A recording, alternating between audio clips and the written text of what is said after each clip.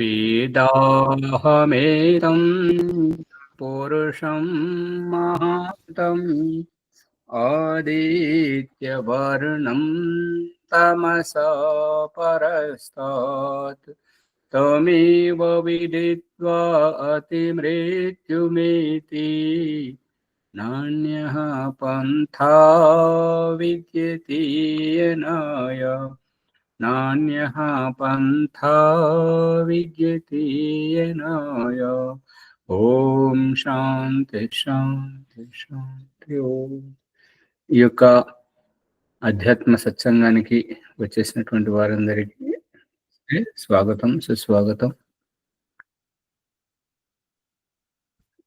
శ్యామలయ్య గారు ఏమి చేయకుండా ఉండడం కాదు, చేసిన తర్వాత పని నుండి నివృత్తి పొందడం.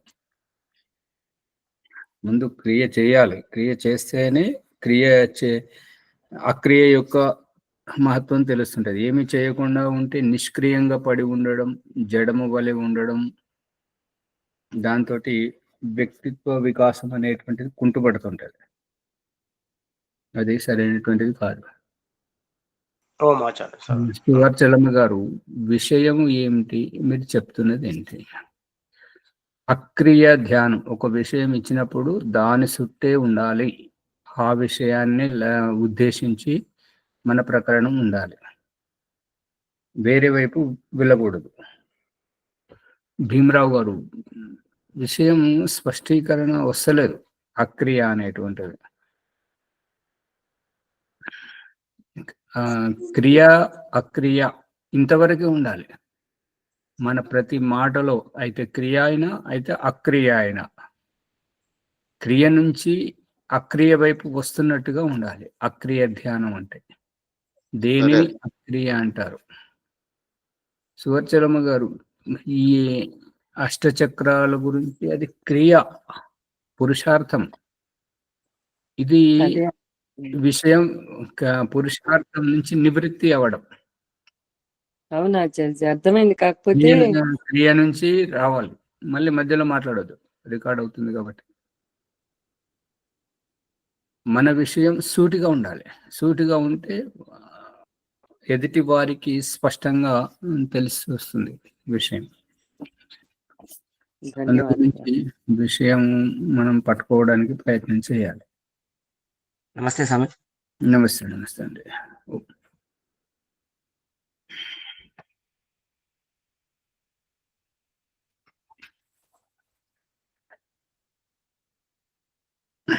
మునిగారు, శంకర్ ముని గారు,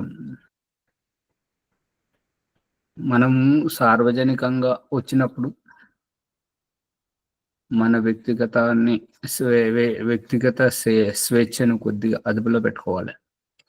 దయానంద సరస్వతి ధర్మ ప్రచారం చేసుకుంటూ కలకత్తా వస్తే అక్కడ చెప్పారు ఏంటంటే, స్వామి, మనము మీ ప్రవచనం ఎంత అద్భుతంగా ఉంటుండదు అంటే అందరూ విని తరించాలని అనుకుంటున్నారు. దాని గురించి వాళ్ళకు ఒక అసువిధ ఉన్నదంటే ఏమిటి ఆ అసువిధ అంటే, సమాజంలో ఉన్నప్పుడు మరి వస్త్రాలు ధరిస్తే బాగుంటది అనేటువంటిది. ఆ సంకేతంతో దయానంద సరస్వతి వస్త్రాలు ధరించడం మొదలుపెట్టాడు. అంటే ఇక్కడ ఏంటంటే, మీరు ఒక షాల్వాను, ఒక కండువాను ఏదో కప్పుకోవాలి. అన్యత భావించొద్దు, కాకపోతే చెప్పడం, సూచించడం మంచిది. నమస్తే. ఇప్పుడు మన ప్రకరణంలోకి వెళితే, విరజానంద స్వామి సంక్షిప్త చరిత్ర.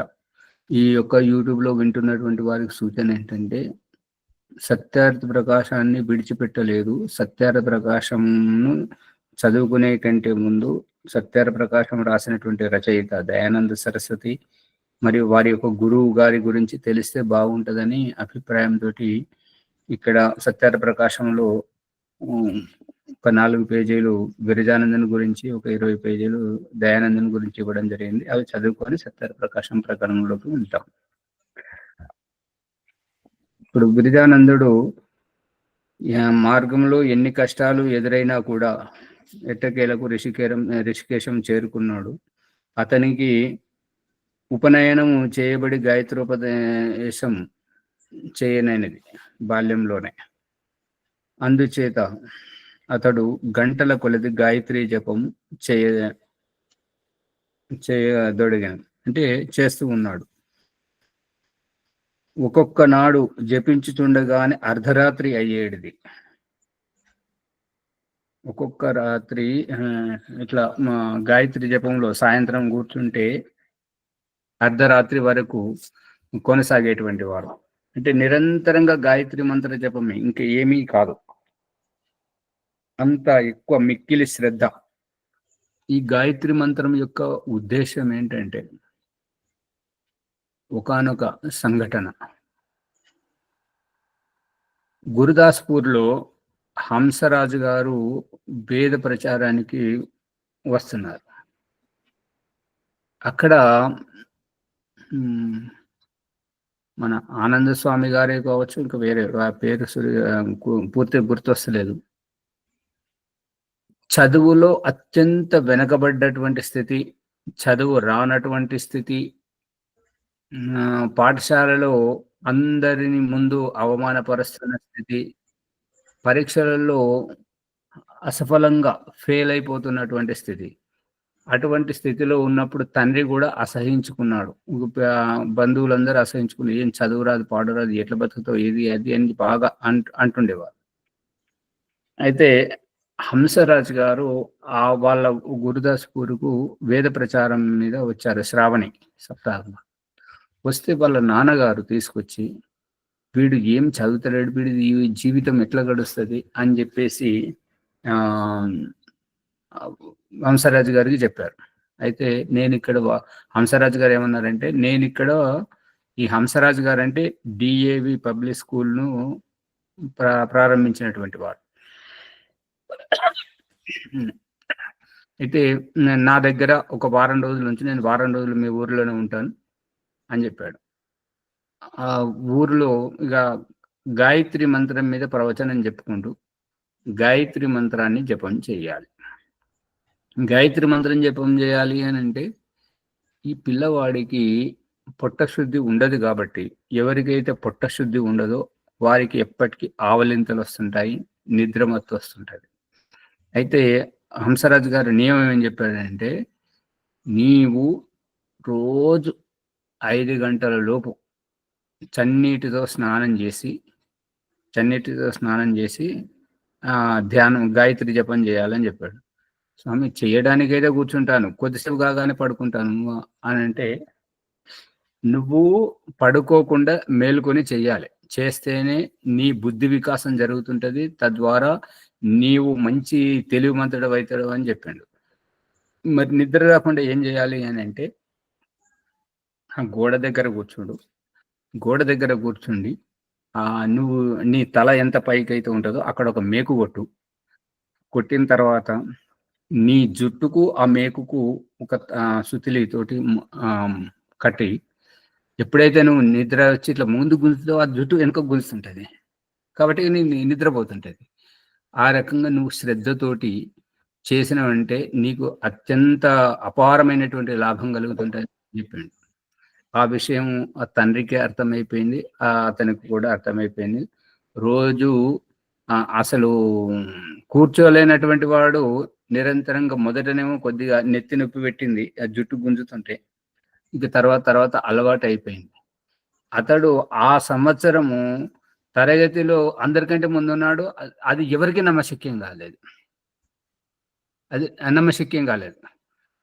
క్లాస్ టీచర్లు, హెడ్ మాస్టరు, వాళ్ళ తరగతిలో ఇంకా ఎవరెవరైతే ప్రథమంగా వచ్చేటువంటి వారో, మొదటి స్థానంలో వచ్చేటువంటి వారు, వాళ్ళకి ఎవరికి నమ్మకం కాలేదు.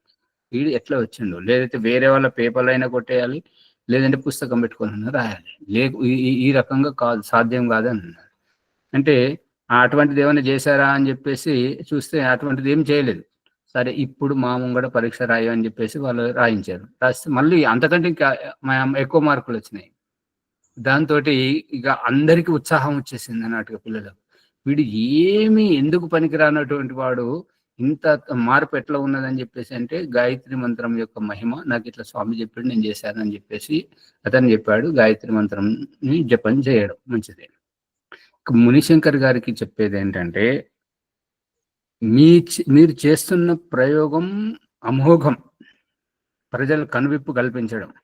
కానీ మీరు నిన్న పోస్ట్ పెట్టిందేంటంటే, మీ యజ్ఞంతోటి ఈ యొక్క వారి బ్లడ్ ప్రెషర్ తగ్గిందని చెప్పేసి, నార్మల్‌గా వచ్చిందని చెప్పేసి పెట్టారు. అది రిపోర్ట్ పెట్టారు, బానే ఉంది. కానీ అది నిరూపించాలి. దానికి నా అనుభవం, నేను యజ్ఞం మీద పరిశోధన చేశాను. మీకు ఇహపరలోకం మీ దగ్గర ఉంటే దాని వెనుక చూడండి యజ్ఞ చికిత్సలు ఎట్లా జరుగుతుంది. మీరు ముందుకు వస్తున్నారు కాబట్టి మీలాంటి వాళ్ళని ప్రోత్సహిస్తే ఇంకా ముందుకు పోతుంటాం. దీంట్లో ఏంటంటే, వారి శరీర తత్వం బట్టి మనము యొక్క హోమ దినుసులు, సుగంధ ద్రవ్యాలు అన్ని చేసిన తర్వాత మొట్టమొదట వారిని పొట్టశుద్ధి చేయించాలి. పొట్టశుద్ధి మొత్తం అయిపోయిన తర్వాత, మొత్తం నీళ్ళు మనం ఎట్లా తాగుతుంటామో ఆ రకంగా మొత్తం పొట్టశుద్ధి అయిపోయిన తర్వాత ఆకలి అయ్యే వరకు అన్నం పెట్టొద్దు. పేగలు మాడాలి ఆ రోజు వరకు. ఆకలి పుట్టే వరకు ఉండాలి. ఆకలి పుట్టిన తర్వాత మెత్తటి అన్నం, దాంట్లో కొంచెం నెయ్యి చుక్కలేసేసి అరటిపండు తోటి పెట్టాలి. ఎందుకంటే పొట్ట శుద్ధి అయింది కాబట్టి మళ్ళీ ఉప్పు కారం పెడితే మళ్ళీ వెంటనే దొరికి వస్తుంటది, రానివద్దు అన్నట్టు. ఆ రకంగా శంఖ ప్రక్షాళనంలో కూడా అంటే అది తెలుసు. అది చేసిన తర్వాత యజ్ఞం చేసినప్పుడు వారికి ఈ కండరాలనేటువంటివి కదిలించాలి. కండరాలు అనేటువంటివి ఈ తల నుంచి మొదలుకొని కాలు వేళ్ళ వరకు మొత్తం అంతా కదిలించాలి. కదిలించాలంటే సూక్ష్మ వ్యాయామం చేయించాలి. సూక్ష్మ వ్యాయామం చేయించేటప్పుడు నవ్వించడం, తుమ్మించడం, దగ్గిపించడం, ఏడిపించడం, ఇవన్నీ చేయడం వల్ల గ్రంథులన్నీ సక్రియం అవుతుంటాయి.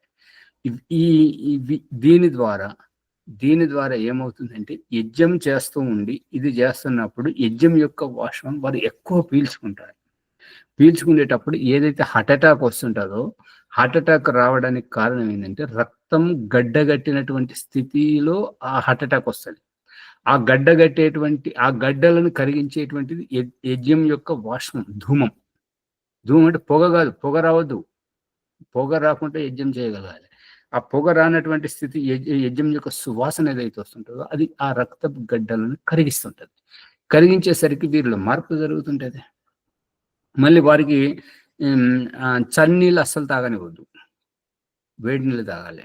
వేడి నీళ్ళు తాగడం వల్ల ఏంటంటే, మూత్రపిండాలు కానీ ఈ యొక్క ఈ కిడ్నీలు కానీ అవి మంచిగా పనిచేస్తుంటాయి. పనిచేసినప్పుడు హృదయం కూడా బాగా పనిచేస్తుంటది రక్త శుద్ధి చేయడానికి. ఆ రకంగా కావడం వల్ల తగ్గడానికి పూర్తి ఆస్కారం ఉంది. మళ్ళీ వారికి దినమంతా ఏంటంటే, ఎటువంటి టెన్షన్ ఉండనివ్వద్దు. వారు ఎంత ఉల్లాసంగా, ఉత్సాహంగా చిన్న పిల్లలతోటి ఆడుకోవాలి, నవ్వాలి. వాళ్ళతోటి చిన్నపిల్లల తత్వంతో ఆ విధంగా ఉంటే, ఎంతెంత వారు నవ్వుతూ ఉండడం వల్ల రక్తం ఉప్పొంగుతూ ఉంటుంటే గుండెకు మంచిగా ప్రసరణ అవుతుంటది. కాబట్టి ఆ రక్తంలో ఉండేటువంటి ఏవైతే ఈ మలినాలు ఉంటాయో అవన్నీ వడగట్టబడి బయటకు వెళ్ళిపోతుంటాయి. తద్వారా వ్యక్తికి మనకు ఊహించిన దానికంటే అధికమైనటువంటి ప్రతిఫలితం వస్తుంటది. అందుకని ఇవన్నీ సార్వజనికంగా చెప్పకూడదు. ఇంకా వ్యక్తిగతంగా సంప్రదించి అప్పుడు మాట్లాడుకోవచ్చు. కాకపోతే ఇది అందరికి ఉపయోగపడేది లేదు స్వామి. ఇది చాలా మంచి ఆరోగ్యం అందరికి. ఇట్లా మరి మంచి చేస్తున్న వారికి ప్రోత్సహిస్తే మనం ముందుకు వెళ్ళగలుగుతుంటాం.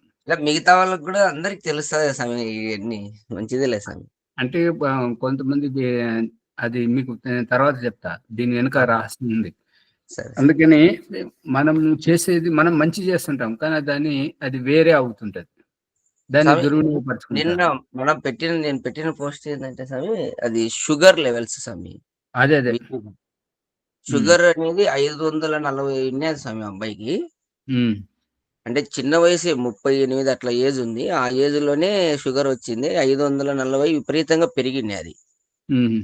తర్వాత హాస్పిటల్లో చికిత్స తీసుకున్నాక కొద్ది రోజులకు నేను చెప్పిన, నా దగ్గర యోగాకు వస్తుంటాడు స్వామి, యోగాకు కూడా వస్తుంటాడు. కంటిన్యూగా నెల రోజులు హోమానికి రా అని చెప్పిన, నెల రోజుల తర్వాత చెక్ చేసుకుంటే నేను నెల తెగిస్తే నార్మల్ వచ్చింది అసలు. అదే అది మనము మా అదే స్థితిలో కొనసాగించడం వేరు, పొట్ట శుద్ధి చేయడం తప్పనిసరి. పొట్ట శుద్ధి చేస్తే వారం రోజులు వచ్చేది ఒక రోజులో అంటే వస్తది. ఈ నెల రోజులు అబ్బాయి కొంచెం ఖాళీ కడుపుతోనే ఈ మిల్లెట్స్ ఆహారం తీసుకున్నాడు స్వామి. హుహుహు. హ్మ్. సరే, సరే. హ్మ్.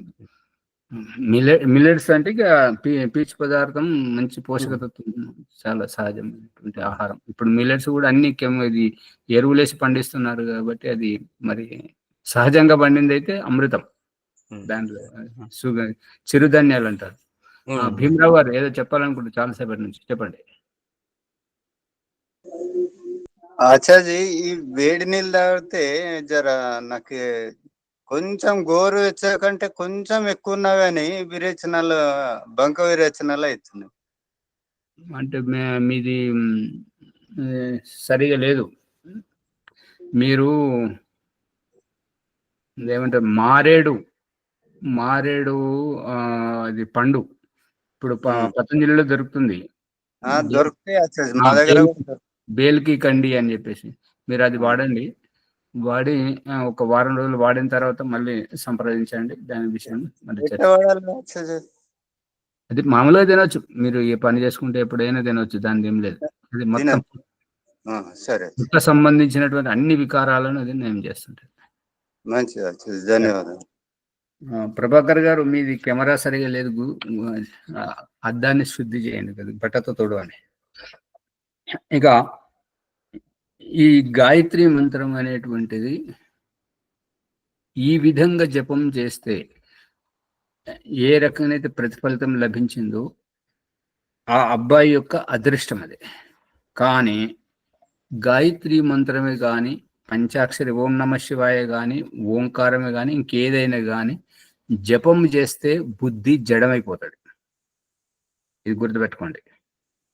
జపం చేయడానికి పతంజలి మహర్షి చెప్పినటువంటి రహస్యం ఏంటంటే తజ్జపస్ తద్ అర్థభావనం.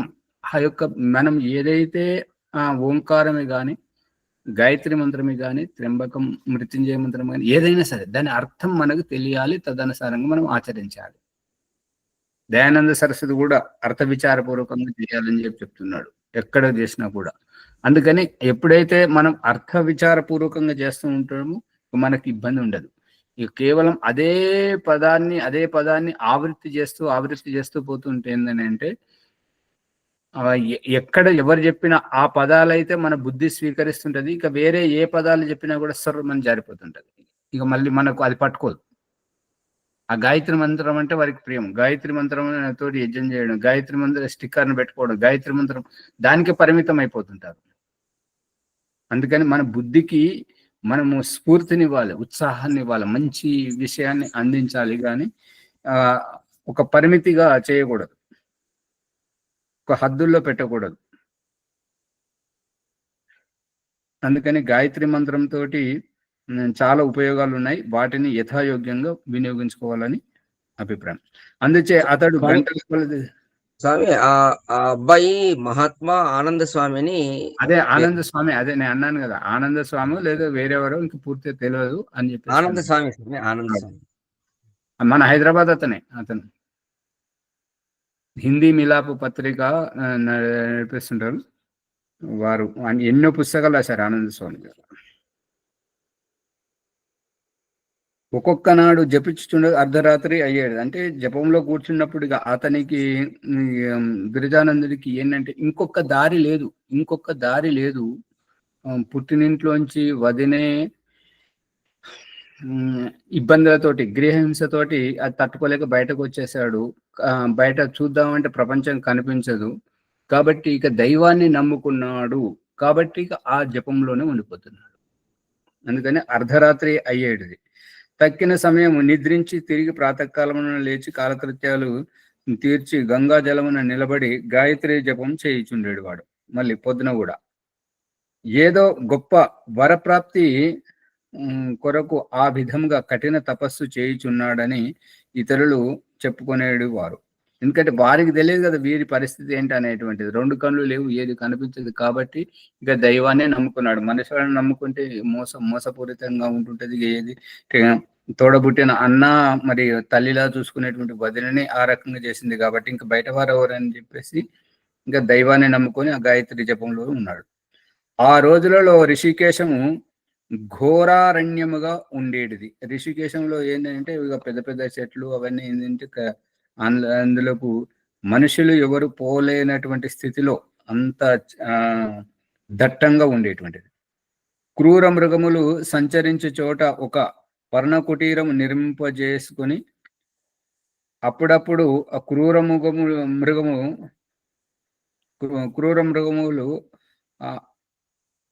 ఆ కుటీరమును భంగపరిచినను మరల పునర్నిర్మించుకొని అందేయుండి నిర్భయుడై కందమూలాదులను భుజించుచు జీవనము గడుపుచు తన లక్ష్యమును విడువడయ్యను. ఇంకా ఏంటంటే ఆ దట్టమైనటువంటి అడవిలో మృగములు దాదాపుగా సంచరిస్తూనే ఉంటుంటాయి. అందు గురించి తన పర్ణ కుటీరం సాహసం చూడండి. అడవిలో కళ్ళు లేనటువంటి వాడు క్రూర మృగాలు సంచరిస్తున్నటువంటి ఆ ప్రదేశంలో ఒక కుటీరాన్ని నిర్మింపజేసుకున్నాడు. ఒక్కోసారి ఆ కుటీరం దగ్గరికి వచ్చి ఆ యొక్క క్రూర మృగాలు వీపు రాసుకోవడానికి కానీ ఇంకా దాంట్లో ఎగరడం దూకడం తోటి వారు ఏర్పాటు చేసుకున్నటువంటి కుటీరాన్ని భంగపరిచినను మళ్ళీ నిర్మించుకొని అందులోనే నిర్భయంగా ఉండడం, కందమూల ఫలాలను భుజిస్తూ జీవనం గడుపుతూ తన లక్ష్య సాధన గురించి నిరంతరము తపస్సు చేస్తున్నాడు. ఒకనాటి రాత్రి కొన్ని మాటలు వినబడగా లేచి చుట్టూ పట్టు వెతకగా, అంటే మాటలు వినిపిస్తున్నాయి అని అంటే ఈ మాటలు ఓం ప్రకాష్ కూడా వినడం జరిగింది. తన జీవితంలో ఓం ప్రకాష్ కూడా వినిపించాయి. ఎవరో చెప్తున్నట్టుగా, ఎవరో దగ్గర ఉన్నట్టుగా, ఎవరో మనకు మేలు కొలుపుతున్నట్టుగా. చుట్టూ చూస్తే ఎవరు లేరు. ఆ పరిస్థితి విరజానందునికి ఎదురైందనమాట. కొన్ని మాటలు వినబడ్డాయి అని అంటే చుట్టూ చూడగా అతనికి కళ్ళు లేవు కాబట్టి ఎలా చూస్తాడంటే ఎవరు ఎవరు ఎవరు మాట్లాడుతున్నారు, మళ్ళీ చెప్పండి, ఇంకోసారి చెప్పండి, ఇంకొంచెం చెప్పండి అని ఏదైతే ఇట్లా వెతకడానికి ప్రయత్నం చేశాడో అక్కడ ఎవరు దానికి సమాధానం ఇవ్వలేదంటే అక్కడ ఎవరు లేరని అభిప్రాయం. అందుచే దానిని దేవవాణిగా గ్రహించి ఋషికేశమును విడిచి కన్ఖల్ చేరుకొనను. ఇక ఋషికేశం నుంచి వారికి వినిపించిన మాటల ప్రకారం అది దైవీయ దేవవాణి అని భావించి అక్కడ ఋషికేశంను విడిచి కన్ఖల్ అనేటువంటి హరిద్వార్ ప్రదేశానికి, కన్ఖల్ అంటే హరిద్వార్లో ఉంది. ఇప్పుడు రామ్దేవ్ గారు మొట్టమొదట నివసించినటువంటి ప్రదేశం కన్ఖల్. ఇప్పుడైతే మళ్ళీ అక్కడ వెళ్ళారు, హరిద్వార్కు వెళ్ళారు. ఇప్పుడున్నది అన్ని అయితే ఏమంటారు, రుడికి తర్వాత కదా, రుడికి హరిద్వార్ మధ్యలో. కన్ఖల్ చేరిన అనంతరం ఒక గొప్ప బైరాగి అయిన సన్యాసి లభించాను. ఇక కన్ఖలు చేరుకున్నప్పుడు అక్కడ ఒక బైరాగి అంటే ఏంటంటే అన్ని వదిలిపెట్టి సంచారం చేస్తున్నటువంటి వారిని, ఇది మూల శబ్దము విరాగం అంటే వైరాగ్యం పొందినటువంటి వారిని వైరాగి అంటారు. దానిని వికృత పదం బైరాగి. అతని పేరు పూర్ణాశ్రముడు. ఆదర్శ త్యాగము పూర్ణ పాండిత్యము గల అతని దగ్గర ప్రజ్ఞాచక్షువు సన్యాస దీక్ష తీసుకున్నాను. ఇక పూర్ణాశ్రమము అనే పేరు గలటువంటి అతడు ఎటువంటి వాడంటే ఆదర్శ జీవనం గడుపుతుంటాడు. అంటే మాటలతో తెలుస్తుంటది కదా. అతనిలో త్యాగం అంటే ఏది కావాలన్నా తనకు అడిగింది ఇచ్చినట్టున్నాడు. అందు గురించి త్యాగభావం కూడా అతనిలో కనపడింది. మరి పూర్ణ పాండిత్యం అంటే అతనిలో మాట్లాడేటువంటి శైలి సాధన తోటి పాండిత్యం ఉన్నదని గ్రహించాడు కాబట్టి అతని దగ్గర సన్యాస దీక్ష తీసుకున్నాడు. విరజానంద స్వామి అని పిలువబడాను. అంటే విరజానందుడు అతని పేరు. ఇక సన్యాస దీక్ష తీసుకున్నాడు కాబట్టి స్వామి అని పిలువబడింది. విరజానందుడు రచించిన శబ్దబోధ అను గ్రంథమును గౌరీ శంకరుడు అనేటువంటి శిష్యుడు ఈ శబ్దబోధ అనే గ్రంథమును రచించి దాని మీద విరజానందుడు గౌరీ శంకర శిష్యుడను అంటే నేను మనం ఏమని రాసుకుంటామంటే రచయిత ఓం ప్రకాష్ అని, ఈ శంకరమణి అని ఎవరి పేరు వారు రాసుకుంటారు. కానీ ఇతను ఏం రాసుకుంటున్నాడంటే నా పేరు, నా ప్రత్యేకత వద్దు, నేను ఫలానా గురు శిష్యుడను అని అభిప్రాయం. రాసుకొనుటచే గౌరీ శంకర శిష్యుడను రాసుకొనుటచే మరి యొక్క గురువు ఉండేనని తెలియచున్నది. అంటే ఈ పూర్ణాశ్రమముడేమో దీక్షా గురువు, ఇక విద్య నేర్చుకున్నదేమో గౌరీ శంకరుడు. పూర్ణాశ్రమం దగ్గర చాలా చదివాను. పూర్ణాశ్రముడు సన్యాస దీక్ష ఇవ్వడమే కాక విరజానందునికి చాలా వరకు విద్యను నేర్పించాడు. అతడు నేత్రహీనుడు కదా, ఎట్లు చదివానని సందేహము సహజముగా కలుగును. ఇక కళ్ళు లేనప్పుడు ఎట్లా చదువుతాడు అని అనుకుంటాడు. కానీ అతని స్మరణ శక్తి, ధారణ శక్తి, మననశీలత మొదలగునవి అత్యద్భుతములు. ఇక భగవంతుని యొక్క రహస్యం ఏంటంటే, ఒకటి బలహీనపరుస్తున్నాడు అంటే ఇంకొక దాన్ని మరింత బలపరుస్తుంటాడు. అందు గురించి ఈ యొక్క వికలాంగులను ఏమంటారంటే దివ్యాంగులు అంటారు. దివ్యాంగులు అంటే ఏంటంటే కాళ్ళు చేతులు పని చేయకపోయినా బుద్ధి బాగా పనిచేస్తుంటది, తెలివిగా స్ఫూర్తిదాయకంగా ఉంటుంటది. కాబట్టి ఆ రకంగా ఈ యొక్క విరజానందునికి కళ్ళు లేకపోయినా బుద్ధి, స్మరణ శక్తి, ఆలోచన విధానం చాలా సూక్ష్మంగా లోతుగా ఉండేటువంటివి. తద్వారా చెప్పినటువంటి విషయాన్ని సూక్ష్మంగా గ్రహించి స్మరణ, ధారణ, మననశీలత వీటన్నింటి ఇవి అద్భుతమైన శక్తులు ఉన్నాయి. కాబట్టి వారికి చదువుకొనుటలో ఎటువంటి ఇబ్బంది లేదు. ఎవరికైనాను నేత్రేంద్రియము లేని వారికి ఇతరేంద్రియ శక్తి అధికమగుట లోకమున చూతుము. ఇక దివ్యాంగులని పేరే దీనివల్ల వస్తుందన్నమాట. ఎందుకంటే కనబడే అంగము బలహీనపడినా కనబడని అంగముతోటి, బుద్ధితోటి, తెలివితేటలతోటి, జ్ఞాపక శక్తితోటి, స్మరణ శక్తితోటి వాళ్ళు అత్యంత ప్రావీణ్యాన్ని పొందుతారు. నిదర్శనం విరజానందుడే. ఇక దానికి ప్రత్యక్షంగా మనకు ప్రమాణం ఈ విరజానందుడు. విరజానందుడు తాను వినిన దానిని బాగుగా మననం చేసి ఇతరులకు బోధించేవాడు. ఇగో ఇది అతని యొక్క రహస్యం. ఏదైతే వింటుంటాడో అది ఇతరులకు వెంటనే చెప్పాలి. ఈ ఓం ప్రకాష్ చేయించేటువంటి ఈ ఆన్లైన్ తరగతిలో కూడా చెప్పడము, మాట్లాడడము, బోధించడము, ప్రశిక్షణ ఇవ్వడమే. ఇక కొంతమంది పుష్పమ, భాగ్యలక్ష్మ లాంటి వాళ్ళు కొందరు తప్పించుకుంటే అది వారి ప్రారంధం, వారు చేసుకుంటున్న కర్మ. కానీ ఇక్కడ ఓం ప్రకాష్ మాత్రం ప్రతి ఒక్కరికి ఒక అవకాశం ఇస్తున్నాడు. మనం నేర్చుకున్నది ఇతరులకు చెప్తే దాని ద్వారా మన విద్యా వృద్ధి అవుతుంటది, బుద్ధి వికాసం జరుగుతుంటుంటది. దాంట్లో మంచి కొత్త కొత్త విషయాలు తెలుస్తూ ఉంటుంటాయి. అదే మనం చెప్పలేదు అనుకుంటే మనం నేర్చుకున్నది కూడా మనం మర్చిపోతుంటాం. ఇంతవరకు మనం ఒక మంచి వైద్యుని గురించి నేర్చుకున్నాం. ఆ వైద్యుడు ఎటువంటి వాడంటే, ఎవరైతే నాడి పట్టుకొనే అతని యొక్క శరీరంలో ఉన్నటువంటి మార్పులను గుర్తిస్తుంటారు. కానీ ఆ వైద్యుడు ఎటువంటి వాడంటే, రోగి మన దగ్గరికి రాకపోయినా అతని తెలిసినటువంటి సుపరిచితులైనటువంటి వారి దగ్గరికి వస్తే వీరి నాడి పట్టుకొని వారి ఆరోగ్యం బాగు చేసేవారు. అంత నైపుణ్యం ఉన్నటువంటి. కానీ అతనిలో ఉన్న దుర్గుణం ఏంటంటే, ఒకరిని చూస్తే సహించేవాడు కాదు, ఒకరిని దగ్గరికి రానిచ్చేవాడు కాదు. దానివల్ల ఏమైంది, అతని దగ్గర ఎంత గొప్ప విద్య ఉన్నా అది ఎవరికి ఉపయోగపడనందున అతనితో పాటే నశించింది. అందు గురించి ఇక్కడ ఈ యొక్క రచయిత చెప్తున్నటువంటిది ఏంటంటే, విరజానందుడు తాను నేర్చుకున్నది వెంటనే ఇతరులకు చెప్పేవాడు. చెప్పడం వల్ల ఇప్పుడు భౌతిక ధనం ఏదైతే ఉంటుంటుందో అది బ్యాంకులో పెట్టుకుంటే అలాగే ఉండిపోతుంటది. ఈ ఆధ్యాత్మిక విద్యాధనం అనేటువంటిది మనం ఎంత ఖర్చు చేస్తే అంత పెరుగుతుంటది. భౌతిక ధనము బ్యాంకులో పెట్టుకుంటే వడ్డీ వస్తుంటది, ఆ రకంగా పెరుగుతుండొచ్చు.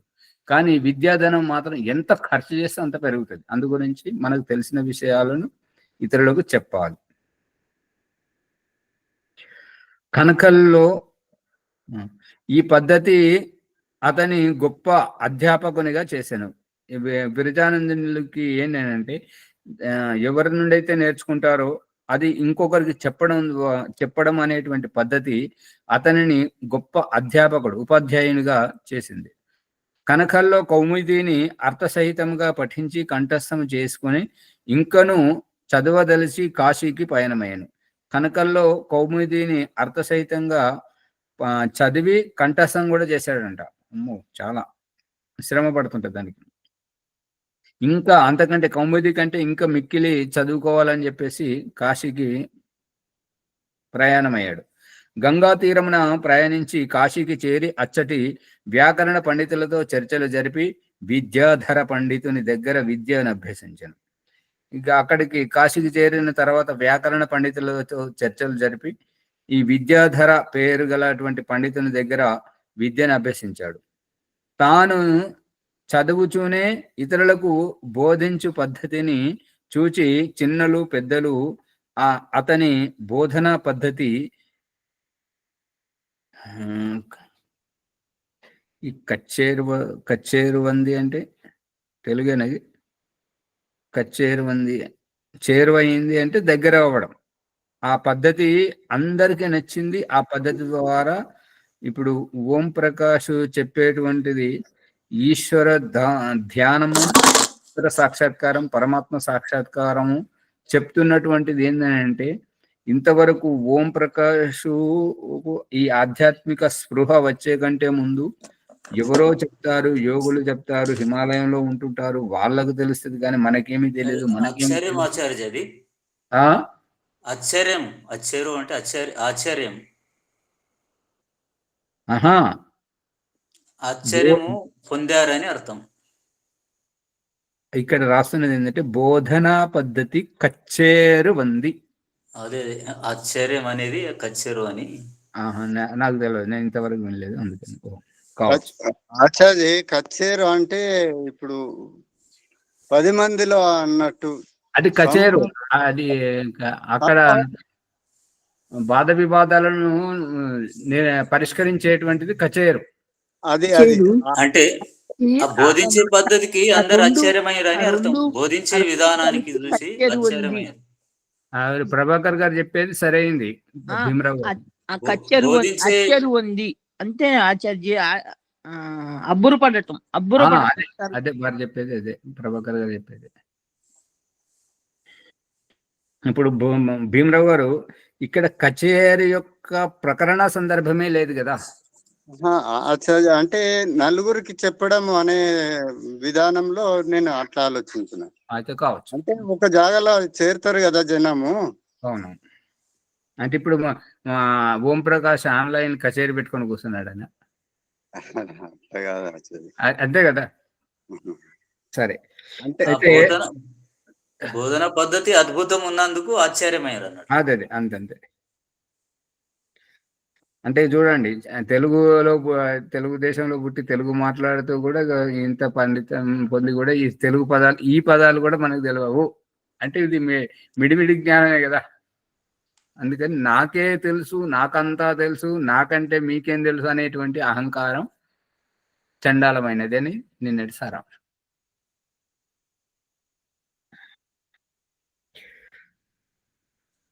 అతని చెంత అధ్యయనమునర్చ సాగరిగా అతని యొక్క ఈ అద్భుతమైనటువంటి పఠన పాఠన విధి అత్యంత ఆకర్షణీయమైంది కాబట్టి దాంతో అందరికీ చాలా నచ్చింది కాబట్టి అతని దగ్గరికి వచ్చి చదువుతున్నాడు. కొన్నాళ్ళకు అతడు వేదాంత చర్చ ప్రారంభింపగా అతని ప్రతిభకు పాండిత్యమునకు అచ్చటి వారు ముగ్ధులైరి. ఇక ఇదే ప్రకరణంలో కొంత అంటే చదవడం చదివించడం ఇదే పరంపరలో కొన్నాళ్ళకు అతడు వేదాంత చర్చ ప్రారంభించగా అతని ప్రతిభకు అంటే అత్యంత తెలివైనటువంటి వాడు. ఇది దయానంద సరస్వతి జీవిత చరిత్రలో వస్తుంటది. ఏంటంటే అష్టాధ్యాయి అనేటువంటి 4000 సూత్రాలలో ఫలానా సూత్రం ఫలానా పేజీలో ఫలానా వైపు ఫలానా సంఖ్యలో ఉందని చెప్పేవాడు. అది దయానంద సరస్వతి ఆశ్చర్యపోయేవాడు. మేము కళ్ళున్నోళ్ళమే సరిగ్గా పట్టుకోలేము, మీకు 2 కళ్ళు లేవు, ఫలానా పుస్తకంలో ఫలానా పుట సంఖ్యలో ఫలానా వరుసలో ఫలానా సంఖ్యలో ఈ సూత్రం ఉందని చెప్పేవాడు. అంటే ఇంత ఎలా అంటే చదివించేటప్పుడు గురువు అయితే చెప్పేటప్పుడు అడుగుతుంటాడు ఏంటంటే ఇది ఏ పుట్టు సంఖ్యలో ఉంది, ఏ ఏ వరుసలో ఉంది, ఎన్నవ సంఖ్యలో ఉందని ఆ రకంగా అడగడం, మళ్ళీ తాను చెప్పేటప్పుడు కూడా పిల్లలకు ఆ రకంగా బోధించడం వల్ల అదే అభ్యాసమై ఉంటుంది.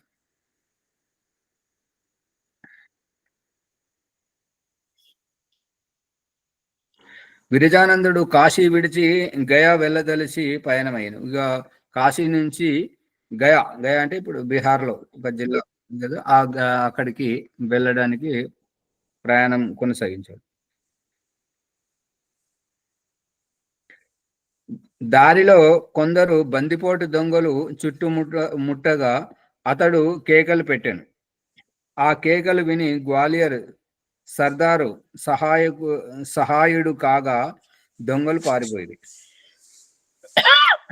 దారిలో కొందరు బందిపోటు దొంగలకి ఏంటంటే, నువ్వు పండితుడు అయితే ఏంటి, నువ్వు కళ్ళు లేకపోతే ఏంటి, నువ్వు ఎవడవైతే మాకేంటి, నీ దగ్గర ఉన్నది మాకు కావాలని చెప్పేసి వాళ్ళు ఇతని పరిస్థితి తెలియక ఇతన్ని ఎదుర్కోగా, ఇతను ఒంటరిగా ఉన్నాడు కాబట్టి కేకలు పెట్టాడు. కేకలు పెడితే అక్కడ ఆ యొక్క గ్వాలియర్, ఇది మధ్యప్రదేశ్లో ఉంది, ఆ గ్వాలియర్ సర్దార్ ఎవరైతే సహాయం చేసేయడానికి వచ్చాడో ఆ సర్దార్ రావడం చూసి ఈ దొంగలు పారిపోయారు. ఆ సర్దారు వెంటనున్న పండితుడు విరజానందుడిని విరజానందుని యొక్క పాండిత్యాన్ని గ్రహించి సర్దారుకు తెలపగా అతడు మిక్కిలి సంతుష్టుడై విరజానందుని తన యొద్దనే ఎంచుకున్నాడు. అంటే ఈ సర్దారు సహకరించాడు విరజానందునికి, కానీ సర్దారు వెంట ఉన్నటువంటి ఆస్థాన పండితుడు ఏంటంటే ఈ విరజానందుని తోటి మాట్లాడేసరికి, అమ్ము ఇంత అద్భుతమైనటువంటి పాండిత్యం ఉన్నది మహారాజా అని చెప్పేసి ఆ సర్దారుకు చెప్పగానే, స్వామి మీరు అక్కడ గయ ఎందుకు, మీరు మా వద్దనే గ్వాలియర్లోనే ఉండిపోండి, మీకు సకల వ్యవస్థలు చేస్తానని చెప్పేసి తన దగ్గరనే ఉంచేసుకున్నాడు విరజానందుని. కొన్ని దినముల తర్వాత గయాకు వెళ్ళి అధ్యయనము సాగించి అటు నుండి కలకత్తా చేరాను. ఇక ఆ యొక్క సర్దారు యొక్క విన్నపం మేరకు కొద్ది రోజులు అక్కడ ఉండి ఆ తర్వాత గయకు వెళ్ళి అది అక్కడ అధ్యయనం, మరి ఏం చదివాడో ఏమో తెలియదు, అక్కడ చదువుకొని అక్కడ నుంచి గయా నుండి కలకత్తా దగ్గరే అన్నట్టుగా, బీహార్ పక్కనే ఉన్నది కాబట్టి పశ్చిమ బెంగాల్, అటు వెళ్ళాడంట. అచ్చట గంగా ప్రవాహము దూరమగుటచే గడియా ఘాట్ రేవు దగ్గరకు వెళ్ళాను. ఇక అచ్చట గంగా ప్రవాహము దూరమగుట వల్ల గడియా ఘాట్ అనేటువంటి రేవు దగ్గరకు వెళ్ళాడు. తన దగ్గరకు వచ్చిన శిష్యులకు కౌముది చంద్రిక వ్యాకరణములను అధ్యాపనము చేశాను. ఇక విరజానంద దగ్గరకు వచ్చినటువంటి వాళ్లకు కౌముది చంద్రిక అనేటువంటి వ్యాకరణమును చదివిస్తుండేవాడు. ఒకనాడు గంగలో నిలబడి విష్ణు స్తోత్రము చేయుచుండ అల్వర్ నరేషుడు విరజానందుని ఉచ్చారణమునకు ప్రసన్నుడై అల్వర్ రమ్మనగా నా దగ్గర అధ్యయనము చేసిన వత్తునన దానికి రాజు అంగీకరించుటచే సోరో వదిలి అల్వర్ వెళ్ళాను. ఈ రకంగా ఆ యొక్క గంగా నదిలో నిలబడి విష్ణు సహస్రనామ స్తోత్రం ఇది చదువుతున్నాడు. కానీ ఇతడు ఉచ్చారణ చేసేటువంటి ఆ యొక్క పద్ధతికి మంత్రముగ్ధుడైపోయాడు అల్వర్ నరేష్. అతని ఉచ్చారణకు అత్యంత ప్రసన్నమైన తర్వాత నువ్వు అల్వర్ రామ్ అని చెప్పేసి ఆ రాజు అడిగితే విరజానందుడు ఏమన్నాడంటే, సరే పదమని అతని వెంట పోలేదు, నువ్వు నా దగ్గర చదువుకుంటేనే నేను నీ దగ్గరకు వస్తాను. చూసారా, ఈ రకంగా షరతు పెట్టి అల్వర్ నరేష్ చదువుకుంటే ప్రజలకు ఉపదేశిస్తుంటారు, ప్రజలకు మేలు జరుగుతుంటది అని చెప్పేసి ఒక రాజు చదువుకుంటే చాలా మేలు జరుగుతుంటది అనేటువంటి ఉద్దేశంతో రాజు దగ్గరకు పోతున్నా కదా, నాకు మంచి ఆవాసము వ్యవస్థ భోజన సౌకర్యం ఉంటదని చెప్పేసి తొందరపడలేదు. నువ్వు నా దగ్గర చదువుకుంటే నేను వస్తాను, లేకపోతే రానని చెప్పేసి అన్నాడు. దానికి రాజు అంగీకరించుటచే సోరో వదిలి సోరో నుండి అల్వరకు వెళ్ళాడు. అల్వర్ రాజు అయిన వినయసింహుడు సంస్కృతాభిలాషి అయి పండితులను పోషించుటచే అల్వరు కూడా కాశీ వల్లే పండిత స్థానం అయ్యాను. ఇక ఈ రూపకంగా అల్వరు రాజు వినయసింహుడు సంస్కృత అభిలాషం, పండితులను పోషించేటువంటి సామర్థ్యం కలిగినటువంటి వాడు. ఆ పండితులను పోషించడం వల్ల అల్వర్లో కూడా కాశీ వంటి వాతావరణం, అంటే చదవడం చదివించడం అనేటువంటి పాండిత్య నగరంగా ప్రసిద్ధిగాంచింది. దండీజీ రోగగ్రస్తుడై అంగదరాం అను శిష్యుని సేవ వలన స్వస్థుడయ్యాను. ఇక జీవితంలో అనారోగ్యం పాలై అంగదరాం అనే శిష్యుని సేవ వల్ల మంచిగా అయ్యాడు. తర్వాత అచ్చట నుండి బయలుదేరి అచటచట తిరిగి చివరకు మధుర చేరి అచట పాఠశాల పెట్టాను. ఇది మళ్ళీ మళ్ళీ చెప్పాల్సిన అవసరం వస్తుందా? చదువుకుంటా పోతే అర్థమవుతుందా? స్వామి చదువుకుంటా పోతే అర్థమవుతుంది స్వామి. సరే. రాజుల సాయమున శిష్యులకు నిశుల్కంగా శిక్షణనిచ్చుచుండెను. మధురలో ప్రజల కోరికపై కృష్ణశాస్త్రితో శాస్త్రార్థము జరపదలిసి కృష్ణశాస్త్రి ఓడిపోయేనని తెలిసి అతని శిష్యులను పంపి అల్లరి చేసి శాస్త్రి గెలిచానని గోల చేసిరి. ఇక్కడ ఏంటంటే మధురలో కృష్ణశాస్త్రితోటి శాస్త్రార్థం జరిగింది. శాస్త్రార్థం అంటే తర్కం చేసినప్పుడు కృష్ణశాస్త్రి ఓడిపోయాడు. కానీ తన పరాభవము సమాజంలో బ్రతుకు తెరుగుకు ఇబ్బంది కలిగిస్తుంది కాబట్టి తన శిష్యులతోటి ఊరంతా కృష్ణశాస్త్రి గెలిచాడు, విరజానందుడు ఓడిపోయాడు అనేటువంటి ఈ యొక్క గోల చేసిరి. అదే కాక ధనమును పంపి కాశీ పండితుల చేత శాస్త్రి పక్షము బలపరచునట్లు అజాద్యుక్తి అనునది షష్ఠీ తత్పురుషమా సప్తమీ తత్పురుషమా అను విషయమున షష్ఠీ తత్పురుషమని దండీజీ శిష్యులు, సప్తమీ తత్పురుషమని కృష్ణశాస్త్రి పక్షము వారును వాదించి తమ పక్షము నెగ్గవలనని శాస్త్రీ పక్షము వారు కాగితము తెప్పింప దానిని చూసిన దండీజీ కాశీ పండితుల దౌర్భాగ్యమునకు చింతిల్లి సవాలు చేయుచు కాగితము వ్రాసి పంపగా కాశీ పండితులు ముందుగా కృష్ణశాస్త్రి తరపున వివశులమై వ్రాసితిమని ఒప్పుకొనేది. ఇదంతా ఏంటంటే పక్షపాత పూర్ణమైనటువంటిది. ఎందుకు అని అంటే షష్ఠీ తత్పురుషము, సప్తమీ తత్పురుషం. సప్తమీ తత్పురుషం ఏమంటుంటదంటే ఆధారే అధికరణం. షష్ఠీ తత్పురుషం ఏమంటదంటే సంబంధం ఇది చెప్తుంటది అనమాట. అందు గురించి ఈ రకంగా అజాది ఉక్తి అజాద్యుక్తి అనేటువంటిది ఇక్కడ షష్ఠీ తత్పురుషం. అజాది యొక్క ఉక్తి, ఆది ఉక్తి, అచ్చులు మొదలగునటువంటి వాటి యొక్క అభిప్రాయము అనేటువంటిది విరజానందుని యొక్క అభిప్రాయం. ఇక కృష్ణశాస్త్రి యొక్క అభిప్రాయం ఏంటంటే సప్తమీ తత్పురుషం అంటే అజాదిలోని ఉక్తి, అజాదిలోని అది అసంబద్ధంగా ఉన్నది కాబట్టి. ఇక ఈ రకంగా కాశీ పండితులు మొట్టమొదటి కృష్ణ శాస్త్రి పక్షమున ఇక డబ్బులు తీసుకొని ఆ కాగితం రాసి పంపారు కాబట్టి ఈ యొక్క విరజానందుని పక్షమున ఏమి సమాధానం చెప్పలేక కృష్ణశాస్త్రి తరపున వివశలమై వ్రాసితమని ఒప్పుకున్నారు. వాళ్ళ తప్పును వారు ఒప్పుకున్నారు.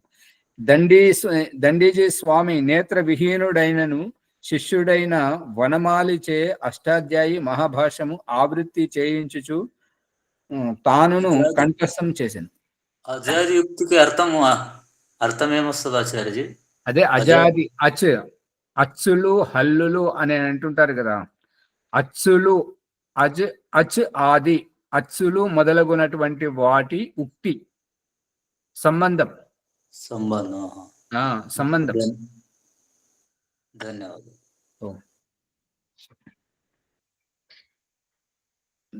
దండీజీ స్వామి దండి విరజానందుడు నేత్రవిహీనుడైనను శిష్యుడైన వనమాలి అనే పేరు గలటువంటి శిష్యుని చేత అష్టాధ్యాయి మహాభాష్యము ఆవృత్తి చేయుచు, అంటే పునః పునః దాన్ని స్మరణ చేసుకుంటూ దానును కంఠస్థం చేశాను. అంటే శిష్యులకు చెప్పడమే కాక విరజానందుడు కూడా కంఠస్థం చేశాడు. దండీజీ జ్ఞాన దృష్టితో భట్టోజీ దీక్షితులు వ్రాసిన గ్రంథములు కౌముది మొదలైనవి పఠనీయములు కావని నిర్ణయించాను. ఈ యొక్క దండీజీ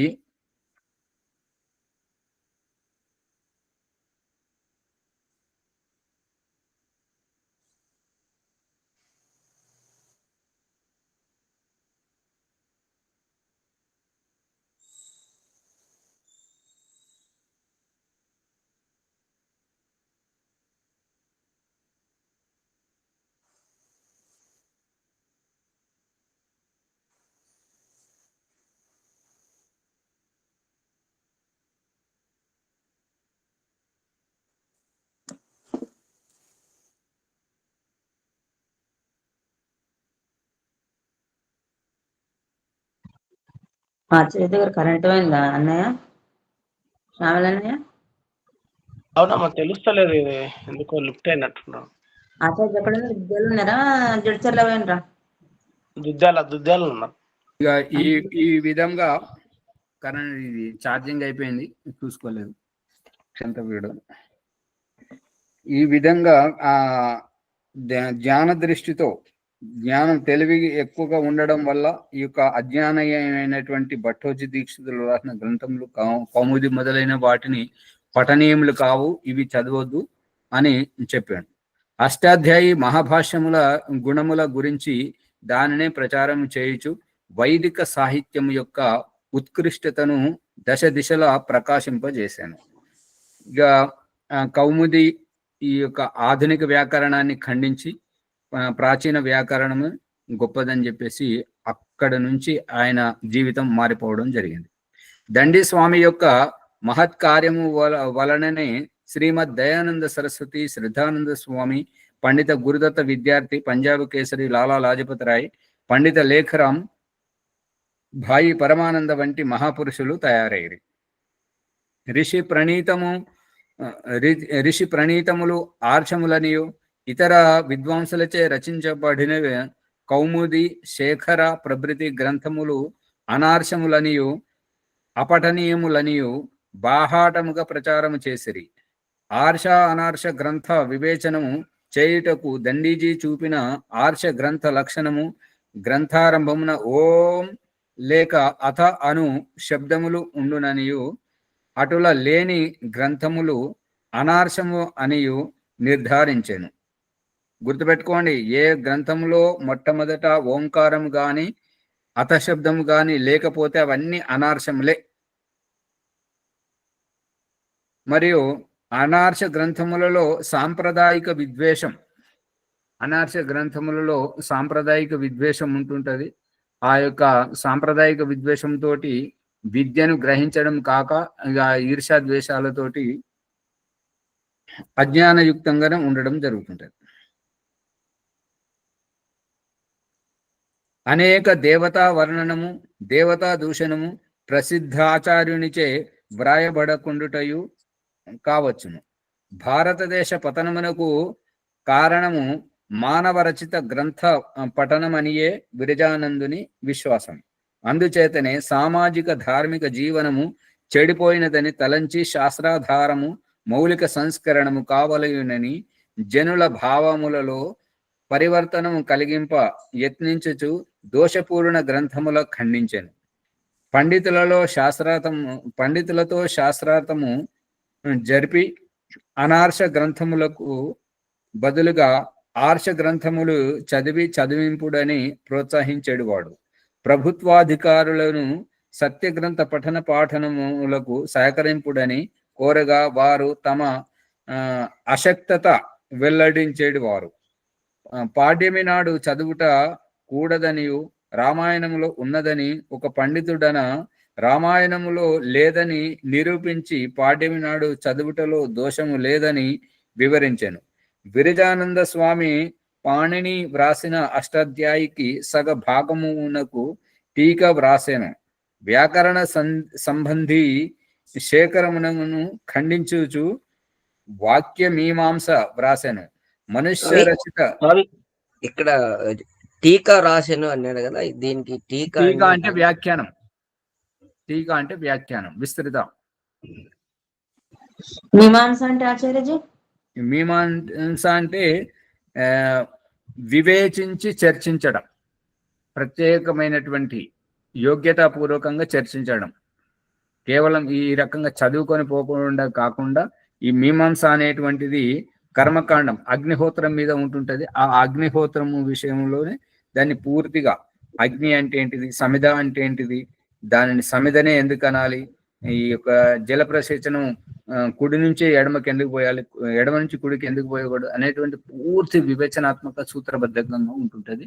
అది మీమాంస దర్శనంలో తెలుస్తుంటది. సరే.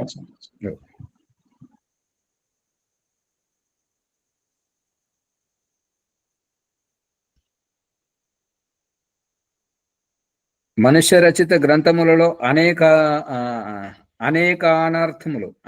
అనర్థములు కలిగించు విషయము ఉండట చేతను ఋషి ప్రణీత గ్రంథ ప్రచారము బొత్తిగా ఏమాత్రం లేకుండా చేయుట చేతను వాని అందున్న ఏహ్య భావం, తిరస్కార భావం అను రచించిన, అంటే ఏహ్య భావంతో తాను రచించిన గ్రంథములు అంటే ఇతర మనుషులు రచించినవి అయితేనేమో అవి సరైనవి కావు, తాను రచించినవి ఎందుకు మంచివి అని చెప్పేసి విరజానందుడు తాను రచించినటువంటి గ్రంథములను సైతం కూడా నశింపజేయవలెనను భావన కలిగాను. ఎందుకు అంటే ఇది నేను కూడా మనుషున్నే కదా, మరి నేను రాసిన దాంట్లో కూడా పక్షపాతం ఉండొచ్చు, అందు గురించి నేను రాసిన పుస్తకాలు కూడా నాశనం చేయాలనేటువంటి భావన వచ్చింది. అందుచేత శిష్యులతో ఆ 2 పుస్తకములు జలములందు పారవేయుడనగా శిష్యులు ఆ పుస్తకములందున్న ప్రీతితో తమ దగ్గరనే ఉంచుకొని ప్రవాహమున పారవేసిదిమని అబద్ధం చెప్పారు. స్వామి విరజానందుని వంటి త్యాగియు నిస్పృహుడైనటువంటి వాడితరుడు, నిస్పృహుడైనటువంటి అంటే ఎటువంటి ఆసక్తి లేనటువంటి వాడు, ఉండనటువంటి పద్మపత్రస్తోయం అంటే తామర పువ్వులో నీటి బిందువు వలె ఉండేటువంటి సాక్షిభూతుడు, తటస్థుడు, వాడు ఇతరుడు లేడు. అంటే అంతటి త్యాగమైనటువంటి వ్యక్తి ఇంకొకడు లేడు అని రచయిత రాస్తున్నాడు. ఇట్టి మహానుభావునకు సముచిత సత్కారం జరగలేదు. దండీజీ ఒక్క అద్వితీయ శిష్యుడు మహర్షి దయానంద సరస్వతి మాత్రం గురువు అభిప్రాయముల ప్రచారము చేయుటకు ఎన్నో సంకటములను ఎదుర్కొని తుదకు ప్రాణార్పణం గావించెను. ఆ మహనీయుని కృషి ఫలితముగానే దండీజీ జీవిత చరితము పాఠకులకు లభ్యమయ్యను. దండీజీ గొప్పవారని తెలిసి ఎవరైనాను చూడవచ్చినచో ముఖము ఇచ్చకం లేక, అంటే ముఖం చూపించడం ఎందుకు, ఈ ముఖం చూడడానికి ఏమొస్తుంటారు, నా దగ్గర నన్ను చూడాలంటే నా దగ్గర కూర్చొని చదవండి, చదివితే అప్పుడు నేనేంటో తెలుస్తుంది, నా ముఖం చూస్తే ఏమొస్తుంది అని చెప్పి మొహం కూడా చూపెట్టేవాడు కాదంట. తిరస్కరించి ద్వారం బంధింపజేసేడు వాడు.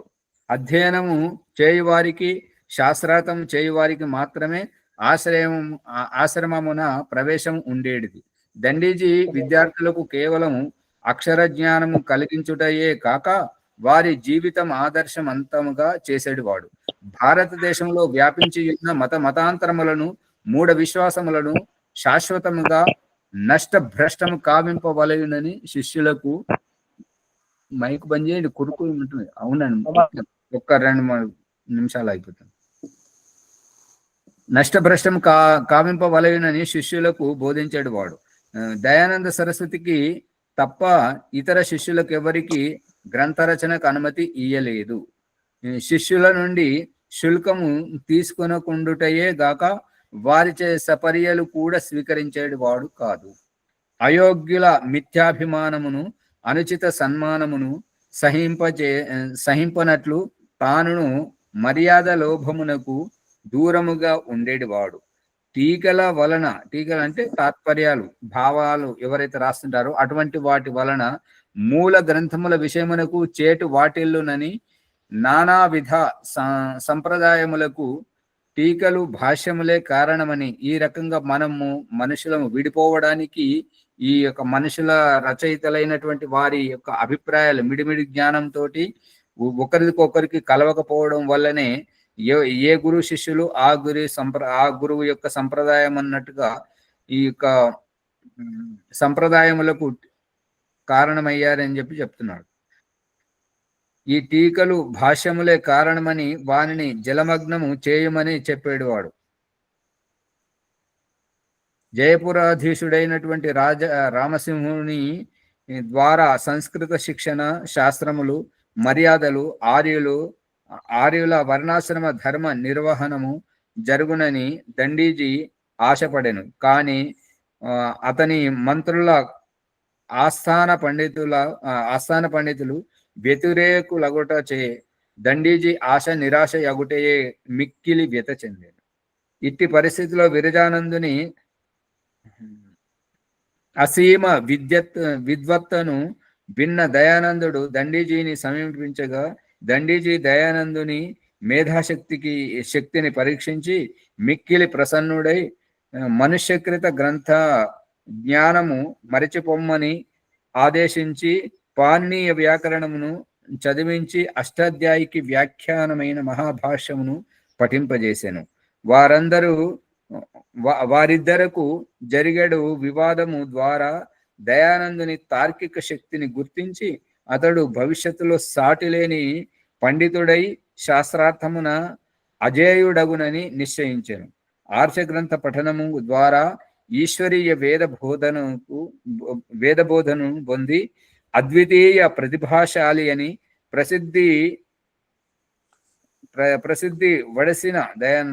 ప్రసిద్ధి చెందిన దయానందుడు అధ్యయనం పూర్తి చేసి గురుదక్షిణ అని కోరగా దండి స్వామి దయానంద జీవించినంత కాలము భారతదేశమున ఆర్ష గ్రంథ ప్రచారము చేయుచు వైదిక ధర్మ విస్తరణ కొరకు ప్రాణములనైనా ఇత్తునని ప్రతిజ్ఞ చేయమని దక్షిణ కోరగా దయానందుడు సరే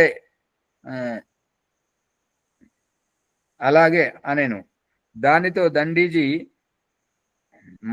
మనమున ఉన్న చింత తొలగిపోయింది. అంటే దండీజీ మనసులో ఇంతవరకు ఉన్నటువంటి చింత తొలగిపోయింది. ఎందుకంటే కనీసం ఒక్కడైతే నా బాధ్యతను శిరస వహించాడని చెప్పేసి సంతోషపడ్డాడు. ఇన్ని విధముల వైదిక విజ్ఞానమును వెదజల్లిన భారత భాస్కరుడు విరజానంద స్వామి క్రీస్తు శకము 1868లో దివంగతులైరి. దీనితో విరజానందుని జీవిత చరిత్ర అయిపోయింది. రేపు దయానందుని ఓం నమస్తే. సమయం చాలా అధికమైపోయింది కాబట్టి మూల మంత్రాలతో సంధ్యపోతుంది. ఓం ఆచార్య నమస్తే. సర్వేభ్యో నమో నమః. సత్యార్థ ప్రకాశము రచించిన దయానంద స్వామి గురువు గిరిజానంద స్వామి జీవిత చరిత్ర మరి వారి శిష్యుల సంపూర్ణముగా వారి జీవిత చరిత్రలు. కన్నులు లేకున్నా గిరిజానందుడు, గిరిజా కాదు గిరిజానంద స్వామి అన్ని విధాల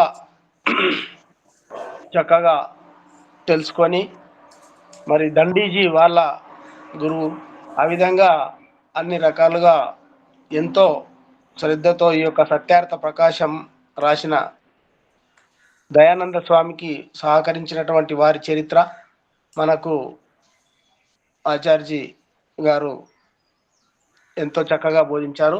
ఆచార్యకి ప్రత్యేకంగా ధన్యవాదాలు తెలియజేస్తూ ఈరోజు వైదిక సంధ్య శ్యామలయ్య గౌడ్, రేగడి మైలారం, బొమ్మరస్పేట్ మండల్, వికారాబాద్ జిల్లా నాది చెప్తున్నాను. ఎపిసోడ్ గురించి ఈ యొక్క ఎపిసోడ్ను లైక్ చేసి షేర్ చేసి అందరు కూడా సబ్స్క్రైబ్ చేస్తారని అందరికీ కూడా కోరుకుంటున్నాం. వైదిక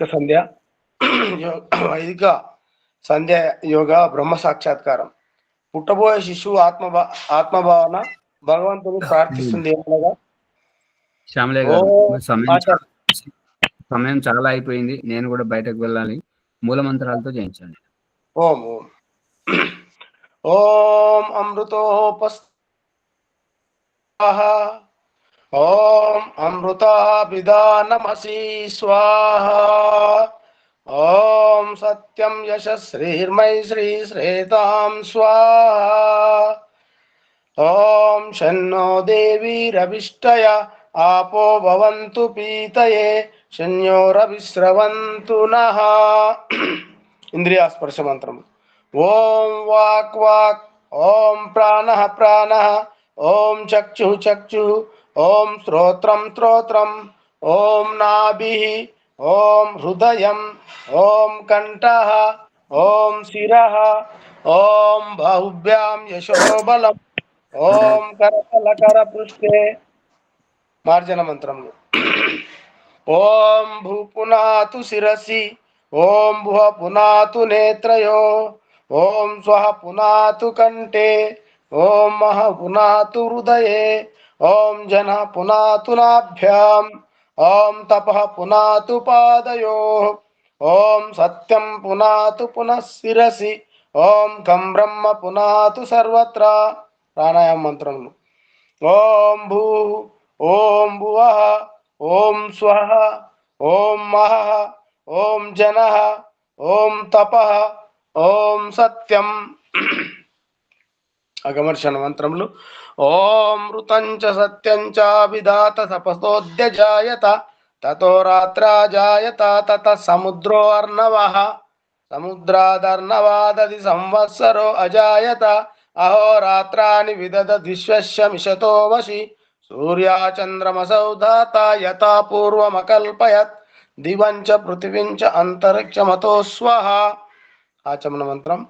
ఓం శన్నో దేవీరవిష్టయ ఆపో భవంతు పీతయే శన్యోరవిశ్రవంతు నః. మనసా పరిక్రమ మంత్రములు. ఓం ప్రాచీదిదగ్నిరధిపతిరసితో రక్షితాదిత్య ఇషవః తేభ్యో నమో అధిపతిభ్యో నమో రక్షితృభ్యో నమ ఇషుభ్యో నమ ఏభ్యో అస్తు యోస్మాన్ ద్వేష్ట్రియం వయం దిస్మస్తంభో జంబే దస్మః. దక్షిణాదింద్రో శిరచ్చిరాది రజిత రక్షిత పితర ఇషవః తేభ్యో నమో అధిపతిభ్యో నమో రక్షితృభ్యో నమ ఇషుభ్యో నమ ఏభ్యో అస్తు యోస్మాన్ ద్వేష్ట్రియం వయం దిస్మస్తంభో జంబే దద్మః. ప్రచీతిగ్వరుణోధిపతి పృథాకు రక్షితాన్నమిషవః ఏభ్యో నమో అధిపతిభ్యో నమో రక్షితృభ్యో నమ ఇషుభ్యో నమ ఏభ్యో అస్తు యోస్మాన్ ద్వేష్ట్రియం వయం ఉది రక్షితా శనిరిషవః తేభ్యో నమో అధిపతిభ్యో నమో రక్షితృభ్యో నమ ఏభ్యో అస్తు యోస్మాన్ ద్వేష్ట్రియం వయం దిస్మస్తంభో జంబే దద్మః. ధ్రువాదిగ్విష్ణురధిపతి కల్మాష గ్రీవో రక్షితాభిరుద ఇషవః తేభ్యో నమో అధిపతిభ్యో నమ ఇషుభ్యో నమ ఏభ్యో అస్తు యోస్మాన్ ద్వేష్ట్రియం వయం దిస్మస్తంభో జంబే దద్మః. ఊర్ధ్వాదిగ్బృహస్పతిరధిపతి చిత్రో రక్షితా వర్షమిషవః తేభ్యో నమో అధిపతిభ్యో నమో రక్షితృభ్యో నమ ఇషుభ్యో నమ ఏభ్యో అస్తు యోస్మాన్ ద్వేష్ట్రియం వయం దిస్మస్తంభో జంబే దద్మః. అన్ని దిక్కులా కూడా భగవంతుడు ఉన్నాడని, ఉండి మనం రక్షిస్తున్నాడని. అదేవిధంగా ఉపస్థాన మంత్రం. ఓం జాత వేదసే సునమామ సోమమరాతీయతో నిదహతి వేదః తనః పరిషతతి దుర్గాని విశ్వానావేవ సింధుం దురితత్యగ్నిః. చిత్రం దేవానాముదగాదనీకం చక్షుర్మిత్రశ్చ వరుణశ్చాగ్నే ప్రద్యావా పృథివీ అంతరిక్షగం సూర్యాత్మా జగతశ్చ సుస్వః. ఉదిత్తం జయతవేదసం దేవం వహంతి కేతవః దృశ్యే విశ్వాయ సూర్యం ఉద్వయం తమసస్ఫరిష్య పశ్యంత ఉత్తరం దేవం దేవత్రా సూర్యమగన్మ జ్యోతిరుత్తమం. ఈ విధంగా రెండవ ప్రకరణ పూర్తయిన తర్వాత ప్రాయశ్చిత మంత్రం. ఓం తక్షుర్దేవహితం పురస్తా శుక్రముచ్చరత్ పశ్యేమ శరదాశతం జీవేమ శరదాశతం తృణయామ శరదాశతం ప్రబ్రవామ శరదాశతం అదీనాశ్యామ శరదాశతం భూయచ్చ శరదాశతాత్. ఓం శన్నో దేవీరవిష్టయ ఆపో భవంతు పీతయే శన్యోరవిస్రవంతు నః. గురు గాయత్రి మంత్రం. ఓం భూర్భువస్వః తత్సవితుర్వరేణ్యం భర్గో దేవస్య ధీమహి ధియో యో నః ప్రచోదయాత్. సమర్పణ. హే జగదీశ్వర దయానిదే భవత్కృపాయ అనేన ఉపోసనాది కర్మణ ధర్మార్థ కామ మోక్షానం సద్యం సిద్ధిం భవేన్నమః. నమస్కార మంత్రం. ఓం నమః శంభవాయ చ మయోభవాయ చ నమః శంకరాయ చ మహేశ్వరాయ చ నమః శివాయ చ శివతరాయ చ. ఓం శన్నో దేవీ రవిష్టయ ఆపో భవంతు పీతయే శన్యోరవిస్రవంతు నః. శాంతి పాఠం. ఓం ద్యౌ శాంతిరంతరిక్షగం శాంతి పృథివీ శాంతిరః శాంతిరౌషధయ శాంతి వనస్పతయ శాంతి విశ్వే దేవా శాంతిర్బ్రహ్మ శాంతి సర్వగం శాంతి శాంతిరేవ శాంతి సామా శాంతిరేది.